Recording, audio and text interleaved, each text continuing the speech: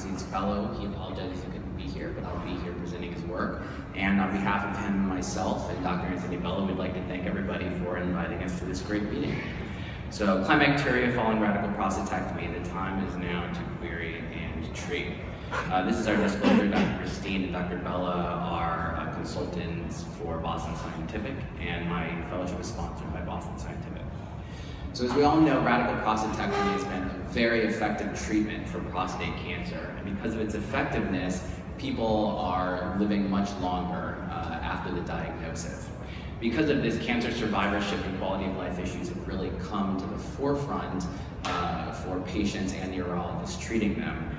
And those include erectile dysfunction, general stress urinary incontinence, and as a subcategory of that, climacturia. So climacturia, as most of you probably know, is a leakage of urine during sexual intercourse and orgasm. The prevalence has been found to be about 20 to 48% after radical prostatectomy, and it comes with a significant psychological bother, not only from patients, but also their partner. And in fact, we get a lot of patients coming to us saying that they completely have avoided sex because of the embarrassment that it causes. So we really feel like climacturia is the convergent point between where post-prostatectomy urinary incontinence and sexual dysfunction overlap. And it's so important that so few urologic oncologists are querying their patients about it. You know, a lot of people will ask, do you wear any pads? And people will say no, because they don't, but they leak urine during sex and they avoid sex, and so their quality of life is still a lot lower. And it's sad because there are multiple treatment options out there for these patients. A few of them that have been proposed in other studies are penile constriction ban and condom application during sexual intercourse. We find, even though we offer these conservative treatments to a lot of our patients, they are not necessarily happy with them. There's another procedure that's been proposed called the mini jihad sling. However, anecdotally, we've heard a lot of complications that come along with that. So we propose treatment of climacturia with the advanced transobturator sling. When we were first looking at this, we were treating patients' general stress urinary incontinence with the sling, and we just happened to find that they were also commenting that it was resolving their climacturia, so we thought we would look further into that.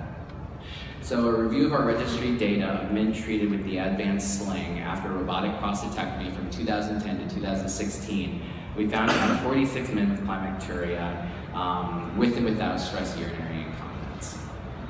So thus far, our data, of those 46 men with climacturia, we have about 100% that completely resolved their climacturia with this sling.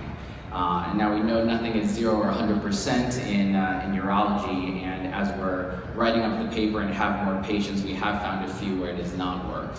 But based on this abstract, these are the numbers at that point. The people that also had stress urinary incontinence, we found about an 84% complete resolution of their day-to-day incontinence with this sling as well. So in conclusion, again, climacturia frequently occurs after radical prostatectomy, and it causes a great significant bother and needs to be asked about more by urologic oncologists and general urologists as well.